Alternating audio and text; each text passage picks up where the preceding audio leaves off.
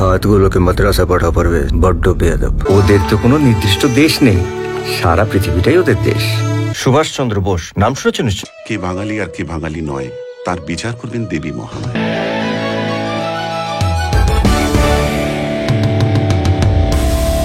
আমরা এখন রয়েছি ইন্ডাস্ট্রির সাথে, বাংলা ইন্ডাস্ট্রির সাথে। 2007 সালে প্রসেনজিৎ বাবু আপনি বলেছিলেন দেবদাকে যে বাংলা ইন্ডাস্ট্রি এখন সেই রকমভাবে কাজ করতে পারছে না, কিন্তু একদিন ঠিক ঘুরে দাঁড়াবে। আর আজকে যখন 8 সপ্তাহ চলছে এবং হাউসফুল প্রাক্তন, তো এখন আপনার কি বলছেন যে আপনার ভবিষ্যৎবাণী ফলে গেছে? আসলে কি সত্যি কথা বলতে আমি কাউকে না করেই বলছি, আমরা যখন কাজ করা বাংলা সিনেমায় শুরু করেছি সেটা তো খুব কম সময় নয়, প্রায় 34 বছর। তো 2007-এ এসে আমায় যেটা শুনতে হয়েছিল সেটা খুব কম।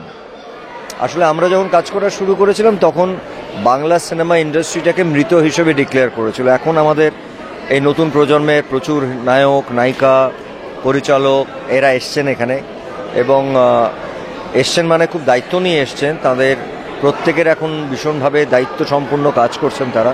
কিন্তু আমি 2007-এ এসে বলেছিলাম যে বাংলা সিনেমা ঘুরে দাঁড়াবে। আমি আজকে এখানে এসে বলে যেটা যেতে চাই যে হ্যাঁ, সবটাই ঈশ্বরের ওপরে। আমি সুস্থ থাকি, এটা আমার ছবি একলার কথা বলছি না। 2000 আজকে আমরা যদি 16-তে দাঁড়িয়ে থাকি, এটা একদম নোট করে নেবা হয় যেন এখন থেকে ঠিক 5 বছরের মধ্যে, আগামী 5 বছর, এটা আমার শেষ লড়াই বাংলা সিনেমার জন্য। একটা বাংলা ছবির যে বাজেটটা হয় সেই টাকাটাকে শুধু আমরা ওভারসিজ থেকে তুলি। কারণ আমার কোথাও বারবার মনে হয়, যেটা আমি একটু আগে বলার চেষ্টা করলাম, যে আজকে রাজ চক্রবর্তী হোক, সৃজিত মুখার্জি হোক, কৌশিক গাঙ্গুলি হোক, কমলেশ্বর মুখার্জি হোক, শিবপ্রসাদ হোক, এরাও বাহুবলী করতে পারবে। কিন্তু আজকে যেটা দেখা যাচ্ছে যে তামিল, তেলেগু, মালায়ালি যে ইন্ডাস্ট্রি, তাদের শুধুমাত্র তাদের দেশের ব্যবসার উপর দাঁড়িয়ে থাকে না, তারা সারা বিশ্বে যত তাদের ভাষার মানুষ আছেন তারা সেটাকে সাপোর্ট করে। হ্যাঁ, 10 বছর আগে হয়তো একটা ঋতুপর্ণ ঘোষ ভালো ছবি বানাতেন, একটা গৌতম ঘোষ বানাতেন, কখনো বুদ্ধদা বানাতেন। কিন্তু আজকে বাংলা সিনেমা ওই লাস্ট 8 থেকে 10 বছরের মধ্যে যে উত্তরণটা ঘটিয়েছে, এটা আমার শেষ লড়াই হবে with my this young battalion. আমি ইনফ্যাক্ট কালকে এদের বলেছি আমাকে বছরে একটা দিন তোমাদের দিতে হবে, অ্যান্ড ওরা আমাকে এতটাই ওরা দেবে, ওরা প্রশ্ন করবে না কেন। আমি 5 বছর পর দেখতে চাই একটা বাংলা সিনেমা যে বাজেটের, ভালো বাজেটের ছবি হবে, সেই ছবির টাকাটা এনআরআই, এনআরবির থেকে উঠবে, কারণ তাদেরকে সেই পছন্দের ছবি আমরা দেয়। যে কারণে আমি বারবার আজকে বলার চেষ্টা করলাম যে I have lot of confidence and faith towards the young generation. You see, কী হয় খুব স্বাভাবিকভাবে একটা প্রজন্ম যখন যারা বাইরে এসছেন দেশ ছেড়ে, তারা কিন্তু এসছেন খুব স্বাভাবিকভাবেই সত্যজিৎ রায়, মৃণাল সেন, ঋত্বিক ঘটক, উত্তম কুমার, সৌমিত্র, বিশ্বজিৎ এদেরকে দেখে। বাট তারপরে আর একটা প্রজন্ম এগিয়ে এসছেন যারা কিন্তু আজকে অটোগ্রাফ দেখছেন, 22 শ্রাবণ দেখছেন, প্রাক্তন দেখছেন,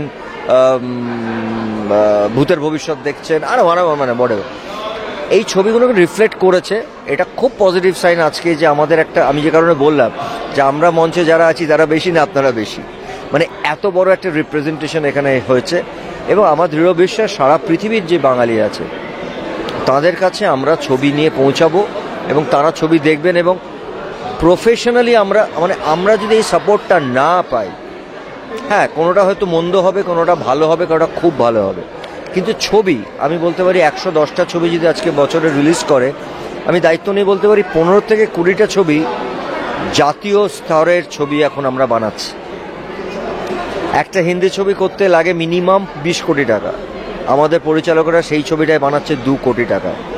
এই যে স্কিলটা, এইটা যতক্ষণ না আমরা নিজেদের ভাষার ছবি বা নিজেদের ভাষার গানকে সাপোর্ট না করব, নাটক, আবৃত্তি, হোয়াটএভার, ততক্ষণ কিন্তু আমরা রেস করবো না। এবং this is a right time to target that. তো আমার কোথাও মনে হয় যদি 5 বছর পরে আমি থাকি এবং এই কথা রেকর্ড করা থাকে, হয়তো আমি তখন নায়কের রূপে না হলেও অভিভাবকের রূপে আসবো, আর আই উইল, এই দিন সেদিন আমি উত্তরটা দেবো যে এইটা আমার লাস্ট লড়াই এবং এই লড়াইটাতে আমি জিতবো। নিঃসন্দেহ সেটা শুধু যে আপনাকেই জেতাবে তা নয়, বাংলা ইন্ডাস্ট্রিকেও সেটা জেতাবে, বাংলার দর্শকদেরও জেতাবে সেটা। বাংলা সিনেমা জিতলে, কারণ আমরা যে কষ্টের সময় থেকে বাংলা সিনেমা শুরু করেছি, এটার কোনো ভাষা হয় না। কারণ আমরা ছবি বানাতাম 15, 16, 18 লাখ টাকায়, আর সব থেকে যেটা বড় কথা, হিউমিলেটেড হতাম যে আপনি অন্য কোনো কাজ কেন করেন না, বাংলা সিনেমা করে আপনি কি করবেন। কিন্তু আজকে আমি বাংলা সিনেমা করে গর্বিত, এবং বাংলা সিনেমা করে একটা ভদ্রচিতভাবে যে কোনো মানুষ যেভাবে জীবনযাপন করে আমি সেইভাবে জীবনযাপন করছি। আমার পরের generation, they are also enjoying and they are doing very good. আমার কথা মনে হয় এটা আরও 5 বছর পর আরও বড় হবে।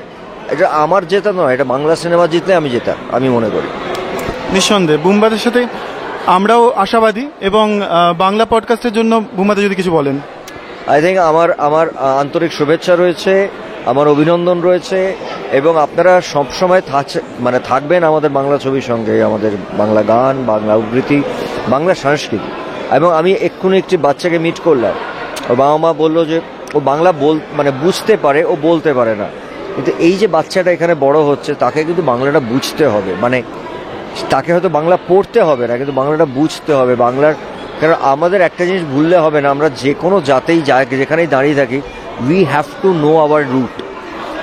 এটা আমাদের দায়িত্বের মধ্যে পড়ে। আমার ছেলেও হোস্টেলে পড়ে, সে হয়তো রেগুলার বাংলাটা জানে না, কিন্তু যখন ছুটিতে আসে আমরা চেষ্টা করি ওকে বাংলাটা বোঝানো, কারণ রুটটা না জানলে তো আমি আমার অরিজিনালিটি হারিয়ে ফেলবো।